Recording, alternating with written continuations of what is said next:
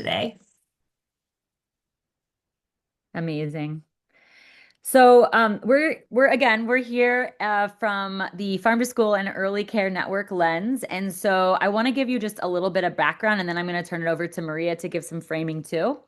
Farm to School, Michigan Farm to School has been historically a part of the Michigan Farm to Institution Network, which is a really robust network in our state. And it represents the farmers, it represents the supply chain, it represents the institutions that are purchasing. And schools have gotten so much momentum in the last 10 years. A lot of work shout out to Colleen Matz and the early days of farm to school work that really got it off the ground. There's so much momentum there as a really good anchor institution from our work.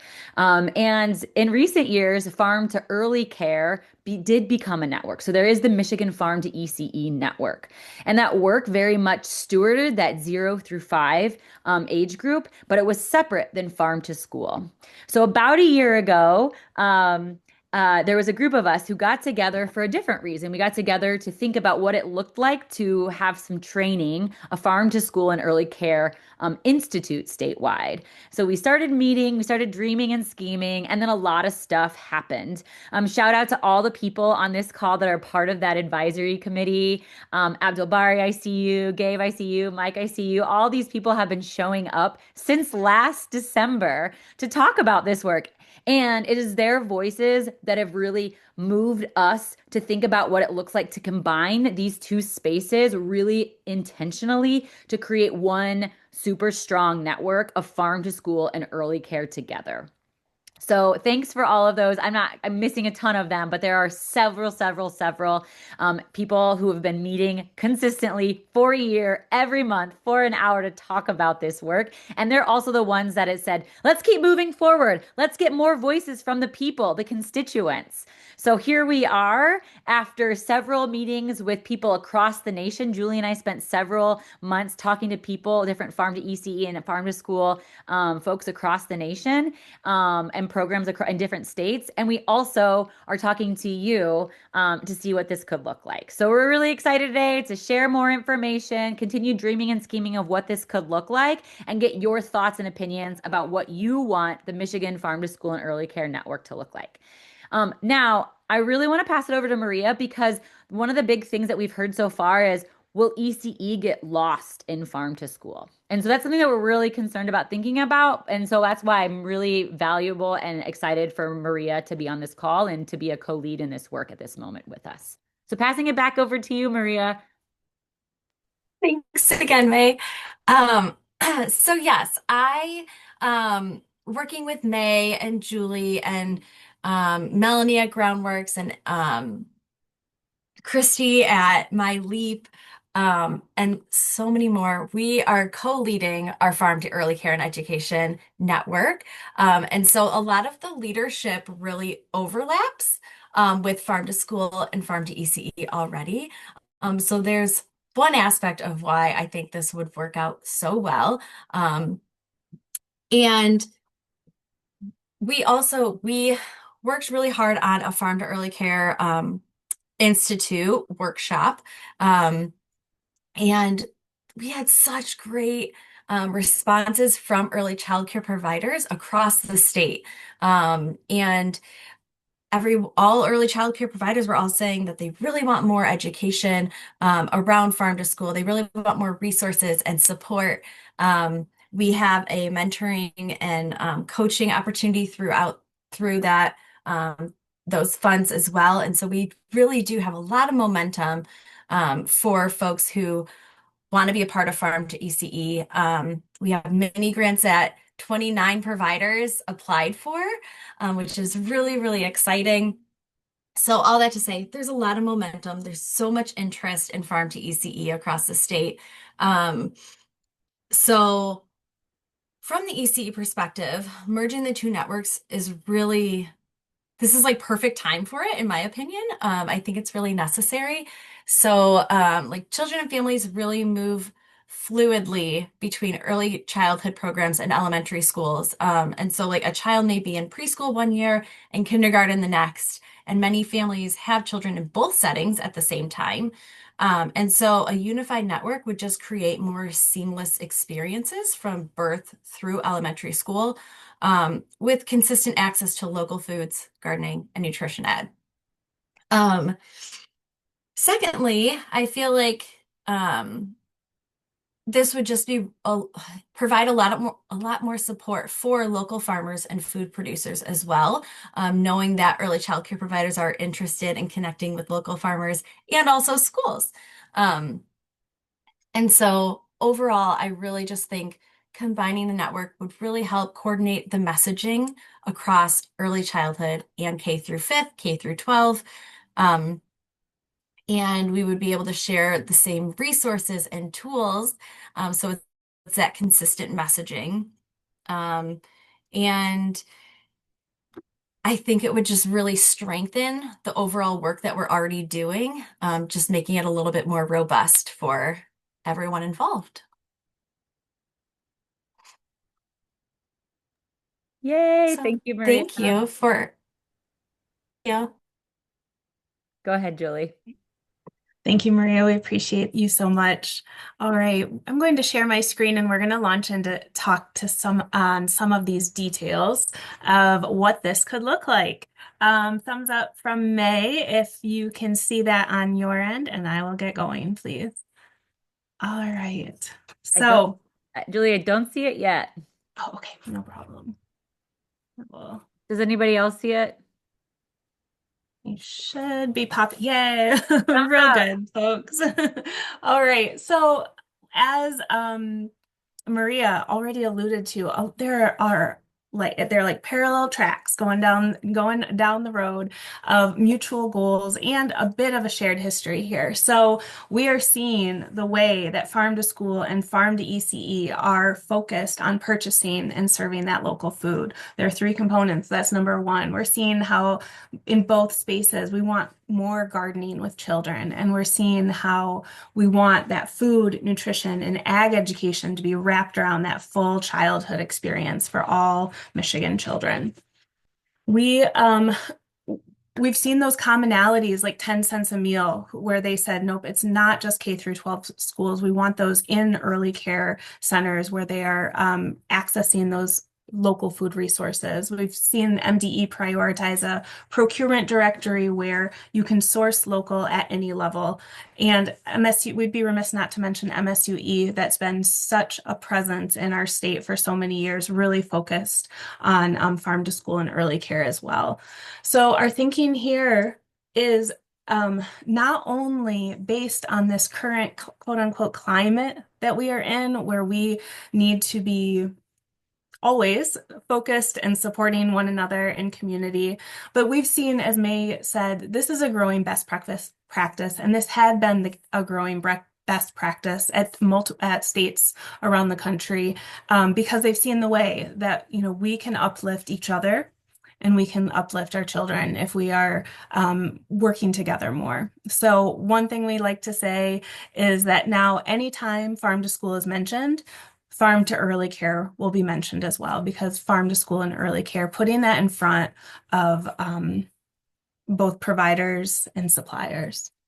So we have you together to talk about what success could look like, certainly long term, but let's think about our immediate next steps and goals. So at the end of just a few minutes of presenting with you, May and I will share back a feedback form. And some of the voices that we're already getting are when we ask, what would success look like within the first 12 to 18 months? They've been general, like some of these quotes here about supporting local farmers, seeing more local food in the lunchroom, a shift to local first culture. And I think this group there's a lot of wisdom in this group about defining what local could mean for our farm to school and early care network. More connection of communities, and then even that policy, little p and big P policy, which we're seeing more and more, is so important. So that will be what you're tasked to think on first. That's to spur you just a bit. We'll spend just about the next 5 minutes or so talking about these three areas of consideration as we're forming this farm to school and early care network. So one, education, what our events and programs could look like. Two, what communication channels will be most effective for you and to bring in others, and then certainly the structure. And again, that feedback form that you give us, there is so much expertise on this call. I can only imagine how many committees and advisory groups and quarterly meetings are represented amongst all of you. And you have seen what has worked well and has uplifted the work, and you've seen what's stalled out. And in that form, we are asking what would be effective to move this work forward? What would that structure look like? So that's what you will see. Your feedback and reflections are what is going to make this network formation successful. So to dive right in, as we're thinking about education, what excites you as you think about what farm to school and early care educational programs could look like? Would this be an ongoing online program that you could access, like a curriculum, a Harvest of the Month, Michigan Apple Crunch, which we've all just completed, or piloting that Institute program that May alluded to, that's in the background that spurred this group coming together to say if we wanted to bring a farm to school and early care institute to our state, so bringing districts together to brainstorm, coalesce, set their own farm to school and early care plans for their community, what could that institute look like? And we want to see both tracks, again, of that school and early care represented there. Maybe it's events. I think a lot of us, a majority of us, are still seeing our event calendar recover from what it was, in 2019. And it does not have to be the same thing that it was then to be successful now. But that's where we need to hear from you. What feels especially pertinent that if we have this network and this name here in our state, here's where we need to be prioritizing our efforts to have both online and in-person events. Maybe it's farm tours. Maybe it's a monthly educational opportunity that you could invite your community into. Maybe it's quarterly. Maybe it's tying into existing workshops and conferences. Maybe it's having our own. So you'll see a question prompt on there about that. Our communication tracks right now, again, 2 tracks. We have newsletters for both farm to school and early care going out on a monthly basis. We have web pages that are both for both as well. What we are proposing, and we want to hear back from you on, is what would a big tent approach look like for that? In the case of newsletters, how would that feel, receiving some all-purpose content coming to your mailbox once a month that did encapsulate both the school side and the ECE side, maybe a shared feature and pull out. We could have PDFs directing to specific links after that, and certainly still give out specific updates as needed, but that could be one option. Same thing for our website. One feedback point in the survey would be, how important does it feel to you to have a one-stop shop? Maybe you could reflect on that, where it could be a repository of farm to school and ECE educational resources, certainly getting all of our update train all in one place, and then linking to you, those state and community partners, so others can expand their thinking as they're getting to that website. Some other states like Iowa, Vermont, and Minnesota have gone that route of combining their networks together. So we will share that best practice out. And then lastly, in that newsletter, I'd love to hear some feedback from you on, again, what that structure of our network could look like. Would it be a traditional network where it's individual entities that are coming together now and then, but with their own viewpoint and goals? A coalition would be a bit more setting those mutual goals together. And we would love to hear, again, that's where this wisdom of this group comes in to say what's going to really serve us well. As May mentioned, we kind of have like a existing leadership structure of having Kidney Foundation, Groundworks, and CRFS holding space to get this launched to serve as that backbone. It does not need to continue that way. We have options for doing co-chairs or rotating chairs, an advisory group. So we'd love to hear from you on what that leadership structure could look like. Would you like to be a part? Would you not like to be a part? And either way is good. That we will try not to overly recruit. We'll recruit in a way that feels hopefully welcoming and inviting, not overwhelming. And then lastly, as you think about structures, we'll have a question that we'd love to hear from you on about meeting times. So how would it feel to do a combined quarterly all network meeting? And perhaps that would be a structured setting where there's an education component, there's a time for updates, and that's our whole network meeting time. But then we could have breakout groups on a regular basis, quarterly, bi-monthly, separated by school, ECE, and perhaps that we even have work groups that come out and those groups are meeting. So how do we find a way to have that, again, big tent approach that people are connected with what's going on? We have heard that people feel somewhat siloed, like there is a lot of good work happening, and how do we make sure that people are connected in a way that's meaningful there? So that will feel like a goal for us all. So where do we want to start? We've begun already. We've begun with our Institute group, and we're beginning with you right now. We're so pleased to see all of you here. And we're going to drop a survey in the chat. And what we'd love to do is at least open that up so you've got it when we're at the end of this meeting, linked and ready to roll. This, again, I just can't reiterate enough that the input that you will use in this will inform the structure of this network going forward. At our last meeting, we heard we want more feedback, so that is why this is happening now. And we heard we want to move this along on a wise timeline. And what we took that as have your follow-up date set, which will be December 16th, move this work forward, which will be beginning of 2026. So maybe we'll pause right here and just say, what outcomes, as you're hearing that, can you imagine? What can you envision for this? How does this leave you feeling a bit?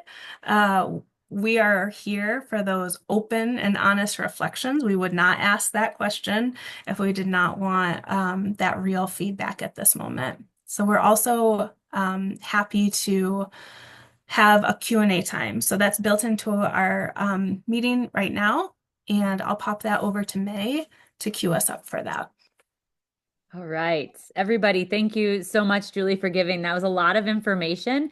And so as you're processing it and digesting it, I did try to put it in the chat, but we'll send out the slides via PDF after the presentation, along with all these links in the survey. So in the chat, there is the survey link. And there's also the sign up for the 16th meeting. So the 16th meeting is designed to be a place where we share back all the information we're collecting via this meeting, via conversations we've had along the way, and via the survey.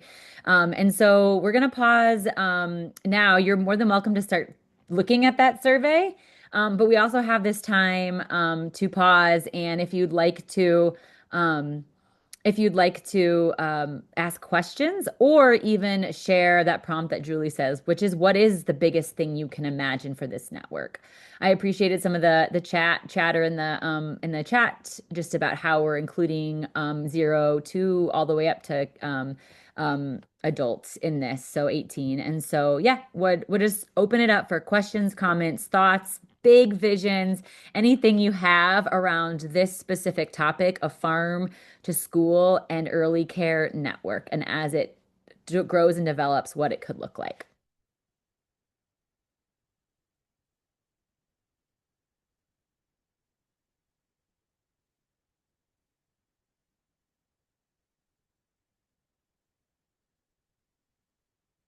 Love that, Julie. Your voice now is the most important part of the meeting. I'd like to jump in if I may. Sure. I know I came in a little bit late. I wasn't sure I'd be able to make it. So for those of you who don't know me, I'm a here in the Muskegon area, working mostly K-12. And something that comes to mind for me, I know when I worked in Vermont was making sure that they visited every pregnant woman them about books and the importance of reading and the basics of childcare and how they could get support. And so I just envision, you know, in every maternity ward, that we have people coming in and saying, "Here's this great information about nutrition. Here's a little start a window garden, in your kitchen right now, or it's a couple of those that you can take to the farmers market." People forget that we know, but the parents are the ones that have to build this relationship with food for their kiddos, right? Not just the people in schools, and that we need that partnership. So for me, that's like an area I personally haven't explored, but in that big picture thinking, I just love that would be a chunk of it, that we're really looking for ways to engage those families from the very get-go.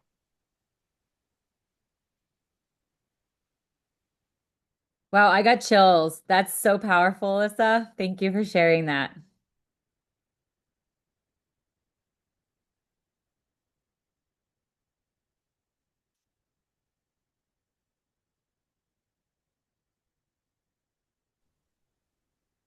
Hi, my name is Mary, and I can't turn my camera on, but you'll see a picture of me holding a kohlrabi. Hi, Mary. Some of you know me, some of you might not. I am based in Southeast Michigan. I'm like a freelance community nutrition dietitian and educator. And in my work, I have done some professional trainings for educators on how to teach and talk about food and nutrition in a way that doesn't cause harm or perpetuate disordered thinking or eating patterns or anxiety around food. And in this work, I have found a need for a tool that can incorporate resources that expand kids' relationships to food in regards to learning how to grow food, cook food, but also in enhancing and promoting healthy relationships to food. So I like the idea of a network of people coming together to potentially like help provide tools and guidance and resources on redefining food culture. And like a philosophy that I approach this with is that, food system reform isn't all or nothing. And so the way that we talk about food and health and change doesn't have to be all or nothing either. And yeah, just seems like there's a lot of potential here to really help create change while protecting the minds and well-being of our youth and even ourselves too.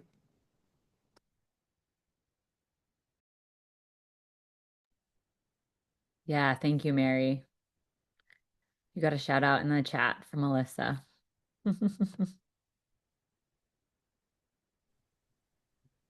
Hi everyone. My name's Chef Amanda Saab, and I work at Detroit Food Academy and also do a lot of freelance work in the community, teaching culinary arts to youth 10 to 18. And I was recently tapped into a project by the Henry Ford that is called School to Farm, Farm to School Lunch. So I'm wondering what this coalition can do to help support that. Thinking about how we are supporting our farmers in that and our local economy here in Southeast Michigan, but also bringing delicious, nutritious food to our youth.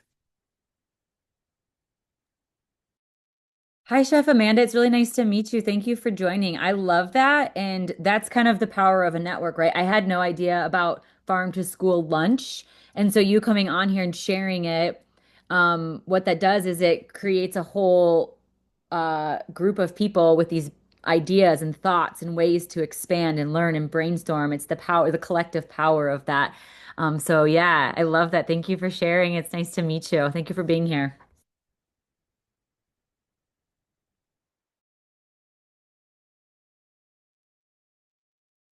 Hi, May. I would say, I think you're trying to say something you're mute, but I think you're saying just go ahead. Uh, Just saying hi. but, right. But what I would add, because he asked kind of our feedback for a vision, Honestly, what I see, like, and I would like to thank Julie for her presentation because awesome. But what I see from that is actually building an institution to be a backbone for education, training, public policy, best practices. But not only that, but also like pooling resources for farmers, educators, children, and their families. And even why not have like common campaigns for these causes, let's say, like something that Amanda just brought up or something like that. I can really see it's a network for education, training, networking, advocacy, and kind of pooling resources and how we can help each other in directing these resources in different areas and different common campaigns. So it's something that I can see that we can really work towards in a couple of years. Yeah, I love that, Abdul Bari. Thank you for sharing. And are you talking about campaigns where we're doing like a food campaign, or are you speaking more like a policy campaign? What kind of can you like share a little bit more details of what you envision? Well, actually, I was envisioning like um yeah, like a food security campaign or kind of like, if there's a season, how can we promote more of the food awareness at schools or something like that? But now that you're also talking about advocacy, I can see that too, like campaigning for advocacy and stuff like that. So I can see it both ways. But I was thinking about events first. Thank you for clarifying. I agree. It could be all of it. And the You're power of welcome. numbers, right? The power of the collective when we can organize ourselves in these ways. And the really cool thing is, like, we do have some really great already some foundational tools to dive to jump off from because the great work from the Farm to ECE network, the great work from Michigan Farm to School, and also the other networks around the state. So yeah, I think Mm. we just got to organize ourselves and br have a place to bring people together. So thank you. Yeah. I don't think we're starting from scratch per se. I feel like we're really starting off strong.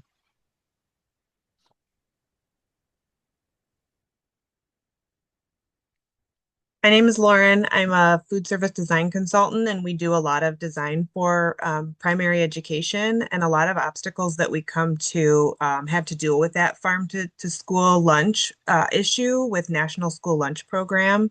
So I'd like to see some interaction perhaps between the School Nutrition Association of Michigan and this group. And I'm sure there's a lot of synergy there already. But I find that a lot of food service directors feel frustrated that they want to bring these programs into schools, but the red tape is something that gets in the way.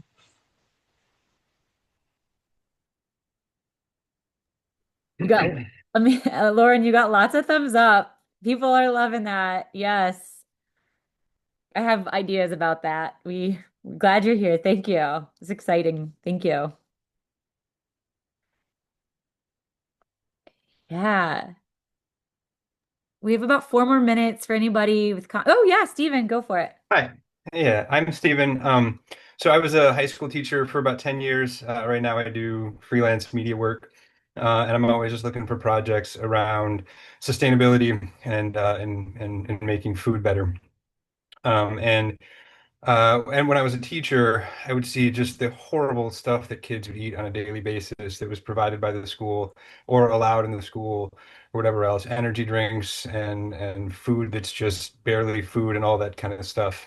Um, and and there's an education component that I was always looking for, which was like, are there resources and programs that I can put into my curriculum that I can use with what I'm already doing and help and to kind of help bridge that gap and help students start to kind of see this is what I'm doing, this is how this food is affecting me, this is what my area is about. Like we have so much agriculture in Michigan, and I can't find like anything on like YouTube or anything to really help put that into the classroom in quick, easy ways that help connect the students to their food. So a lot of what I would love to see is creating some sort of creating content and creating curriculum and things that can push into the classroom, because then that takes some of that barrier and that red tape can be pushed and gotten past if we get parents and students to say we want better food in the classroom, we want better food in the school, we want local food in the school,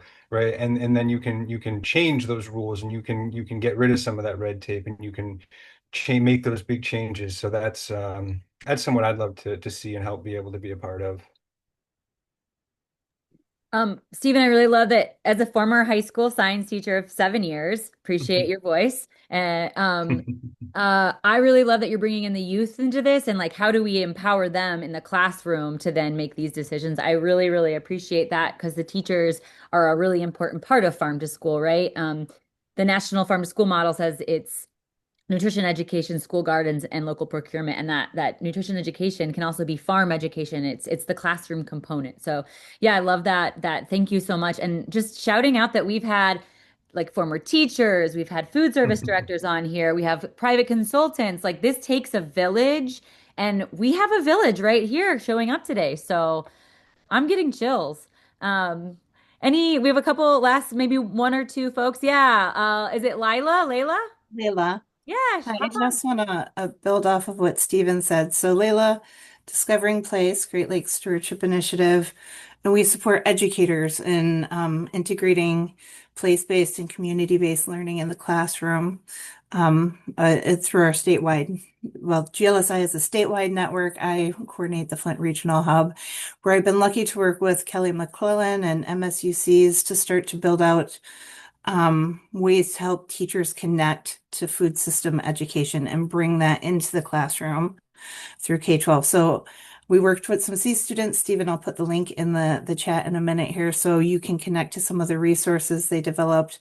But I know that's an interest of the network at large to find more places to help provide teachers with those resources that can empower students to connect to local partners, to understand the food system, and to really bring that youth voice and youth empowerment piece forward, right? Through education and education that connects to their local food system. So I think that's an opportunity that we can hopefully support with as a part of the network. So yeah. Yes, Layla, I know you. What was I thinking? Yeah, thank you for uplifting that and in like showing exactly what this network could do. You just said, "Hey, I'm going to drop these resources in for you." Yeah, that's so you're modeling what the power of this work. And Abdelbari just completed the survey. So perfect. Um, okay, so any last minute thoughts before we move on to two really exciting things? We have about 20 minutes left in this call, and we want to make sure we give you information about a grant opportunity for Farm to School, and local procurement in schools. And we also want to make sure we share more about the 10 cents a meal and how you can support bringing that program back. So we want to make sure to save space. So, but I want to just one more call out for any last minute comments on thinking about what the Farm to School and Early Care Network could be. I guess I just have one final thing before we move on. I'm not saying we have to do this like exactly word by word, but like what I've seen in my work before is thing called VSLA, like Village Civics and Loan Associations, and basically I don't know how much is aware of it, but I've witnessed it firsthand. And we can have something like that for kind of common campaigns and common causes that we're trying to pull resources for, in terms of having like contributions from different, organizations, from different individuals, and then using that pooled contribution and that fund, whatever, to use it in whatever cause and campaign we might use for. So we don't have to go full extent like the SLA, but I think that spirit would be very, very much helpful here. Just to confirm what I'm hearing, you're saying we have a shared fund pool, and then we build group consensus around how to use that fund pool. Yes. Oh my gosh, that's like what I want to do in my real life with my community. Yeah. Yeah. Whoa. Yeah, that's beautiful. Thank you for sharing that. And I love that what you're uplifting here is a shared decision-making process. So what will be ours? What will be Yes. ours? How will we move forward and making sure that we have equal say in our work and the direction of what we're doing. So Oh, Because love I've that. seen it in a community level where basically the community members pool it for kind of their, basically they pool the fund resources and then basically they can pull out for whatever their individual causes are. But we can take that spirit to kind of pull in the resources there into that fund and then using it for whatever common causes we want to do, whether it's be it cooking demonstrations or whether be it's create a network or something like Amanda brought up or etc. So I feel like we could use that spirit of that model that I've seen in the communities if people like that idea. So innovative. We have much to talk about. Thank you for Mhm. sharing that, Abdul Bari. Beautiful. Yeah. All right. Well, let's thank you all so much for showing up fully, the comments, the thoughts. Um, Sarah, thanks for I'm seeing the snap call out in the chat. Please keep putting comments there. We are going to transition now to Julie, who's going to share about the Lake Michigan School Food Innovation Hub grant. We have a little over 2 months to access some big pools of money for you all in Michigan. So we do want to share that. And we'll provide some time for questions, and then we're going to share a toolkit for how you can continue to um, support 10 cents a meal. Yeah, so turn it back over to Julie. We can see your screen. Awesome. All right, crew. So I'd be remiss not to take this time to talk to you about the innovateschoolfood.org. So you can follow that QR code right to that grant website. So this is, if we think about school food, farm to school, and we're thinking about back to those three components, the Patrick Leahy grant is open now through December 6th, and that's thinking about gardens and school education, and nutrition and ag education. And as we think about procurement side, local food in the classroom and in the cafeterias and at our child sites, we want to think about this Lake Michigan School Food Innovation Hub grant. So like May said, we have 2 more months that this is open. This is open through January 23rd. This is to benefit K through 12 schools. ECE can be a part if you are also partnering with a school that does a national breakfast or lunch program.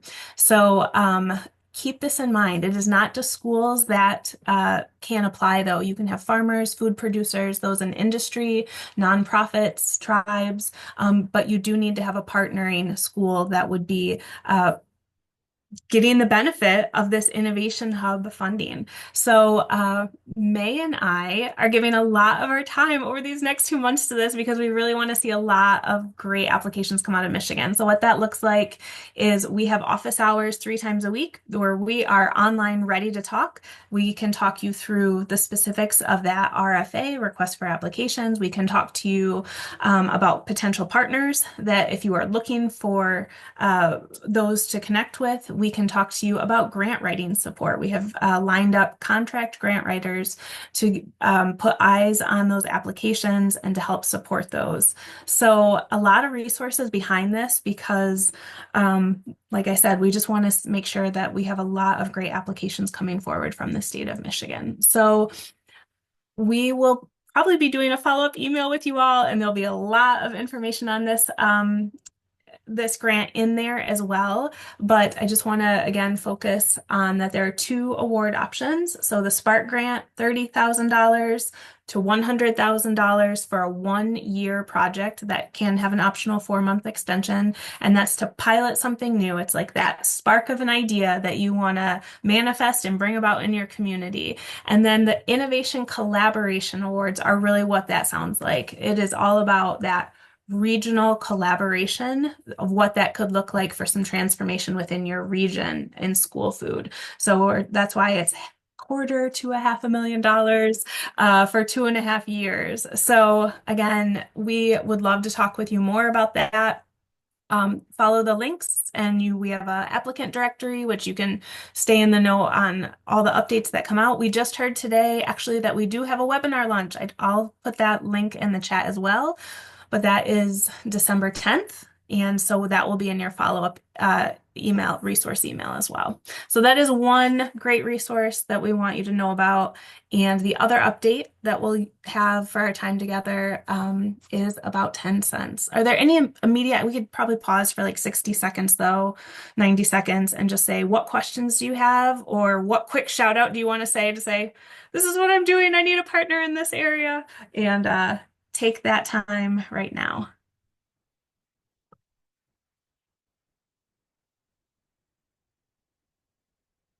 I also want to shout out that we have Angie in the house, and Angie is the Great Lakes Midwest USDA representative, and Angie talked about the Farm to School grant also. So there's two huge grant opportunities. The Farm to School grant is due December 5th, and Angie put her email in the chat. So, and the link to the RFA. So if you all are interested in lots of grant opportunities and have the capacity, maybe you want to line up. So you do the Farm to School grant first. The Farm to School grant, and I've worked with a group that's been a recipient of this, is more focused on, I would say, the different grant activities, the difference between the two. Really just want to emphasize that the Lake Michigan School Food Innovation Hub is specifically for procurement. So getting local food into the cafeteria, where innovative ideas around that. So there's some examples in the chat, or link for some examples. And the Farm to School grant is specifically for things like school gardens, if you want to enhance your school garden or build a school garden or build pathways to growing food or food education. That's more of the Patrick Leahy grant. I hope I said that right, Angie, and that felt right to you. But oh no, that was a perfect synopsis of it, honestly. And then I realized I hope I wasn't spamming the chat while you were talking about the Spark Innovation Grant. So I was like, oh wait, hold up. So it's all about bringing resources to the people. So that's what you're doing. So heck yeah. All right, awesome. Thanks. Yes, so on the 10th, Alyssa, it will be Spark and Innovation Collaborative together for that launch meeting. And we'll send out information about that in our follow-up email too. And then I see Layla's question. Yes, it is for Michigan and then Wisconsin, Indiana, and Illinois. Great questions. Just to clarify, is that statewide or just those communities that are within the Lake Michigan watershed, which are just like half of Michigan? Oh, yes, it is statewide. Great, thank you. Great question. I'm personally close to Lake Superior, so heck yeah. I'll pass it to you, May. Cool. And I just really quickly, there's some really great questions in the chat, Julie, if you want to ask about the Lake Michigan School Food Innovation Hub, if you want to share more about that right now, that would be awesome. All right, friends, 10 cents a meal. So, if you don't know what 10 cents a meal is, it is our very, very, very cool statewide local food procurement incentive program. So it's a reimbursement program that is stewarded by Michigan Department of Education. And this program specifically has allowed over the last 10 years, it's a growing program that has allowed school food service directors who've applied for it to access a reimbursement for purchasing local food, fruits, vegetables, and dry beans. And so it's been a really wonderful program and has afforded some really big stuff to happen around increasing purchasing from both food hubs and from local farmers. So there's been a lot of relationships that have been built. And so I think many of you know about this program. And maybe probably many of you know. And so really just, I think I saw a couple head no's. It is a program, again, funded through MDE, and it is open to child care centers. It is open to schools, and we actually have a couple after school providers who access the 10 cents a meal program. And so what happens is you turn in receipts, and then you get reimbursed up to 50% of your purchases. You get reimbursed. And so it's a really great program, and it was not funded this year for the 26 budget. So we were pretty surprised and saddened by this. And so there is some work to educate our legislators who many didn't even know it wasn't passed in the budget this year, and letting them know there's only 6 days left in the legislation to meet before they close for the year.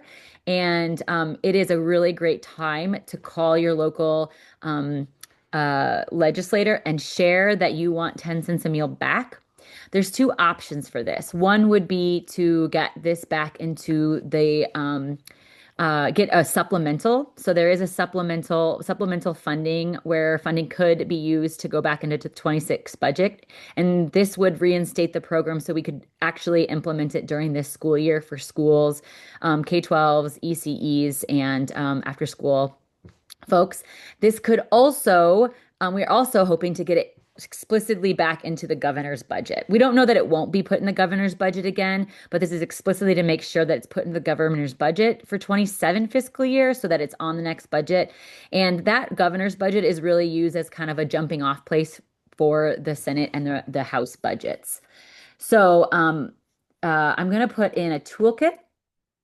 Nope, that's not the link. I'm going to put a toolkit in the chat. Or Julie, will you put that toolkit in the chat? Thank you. A toolkit in the chat for how you can educate your local legislators on what 10 cents a meal is. So this isn't necessarily you going and saying reinstate this program. It's more important to really share the impact of this program that it's had on our state and our local communities and our kids and our schools. So, and on our farmers as well. So one of the big things that to educate our local politicians about is that our farmers got almost $7 million in local food purchases this year through this program, which is huge for our economy. And shout out to Mike Gavin, who is one of those farmers who's here today. And so, yeah, so it's a really important program, and writing letters is impactful in the long term, but for this moment where we only have about 6 days left to really educate our focus, our legislators right now is to really share the impact that this program has had historically in our state and let them know that it wasn't funded this year so that they are aware. And those stories, your stories of impact and educating about this program can really, really, really have a huge impact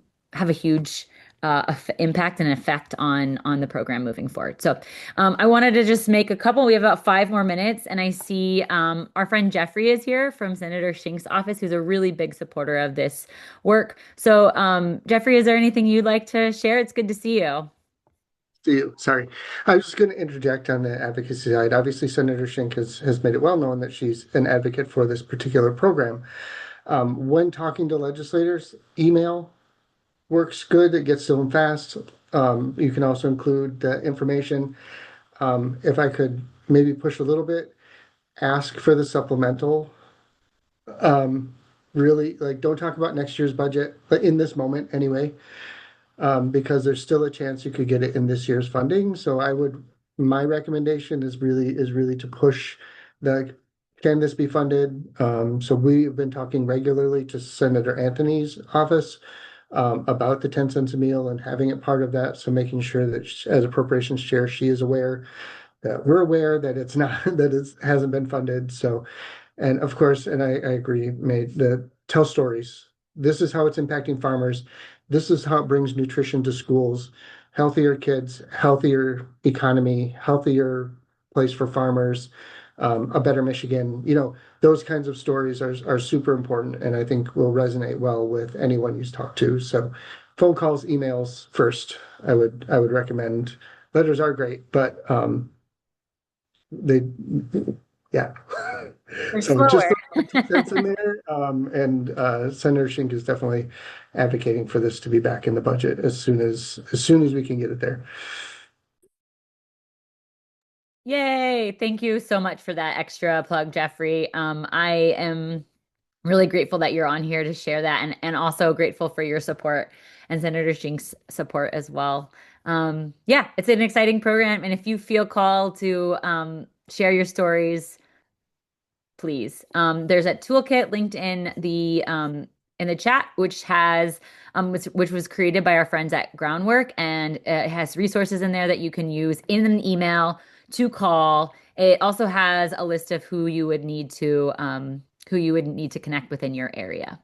So I'm actually would love to open it up to if there's any questions, comments. We have about 2 minutes left. Sneakily, we were trying to end a little early to say, use this extra time to look at the RFP or to fill out the survey, or if you feel called to look at the toolkit, look at the toolkit. But want to honor if there's any last minute thoughts from either Julie or from Maria or from the group.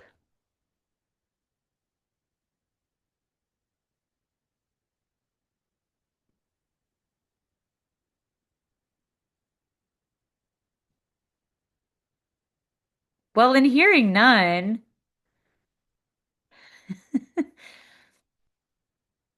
Julie, do you have anything else?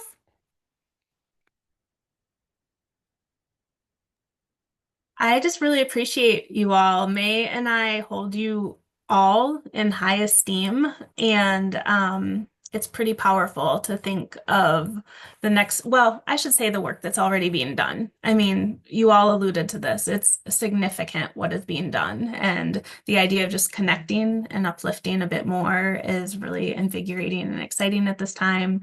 So we just really want to thank you for your time and effort. I'll drop in the chat our next session, which is really to share back the survey results and the feedback form with you all.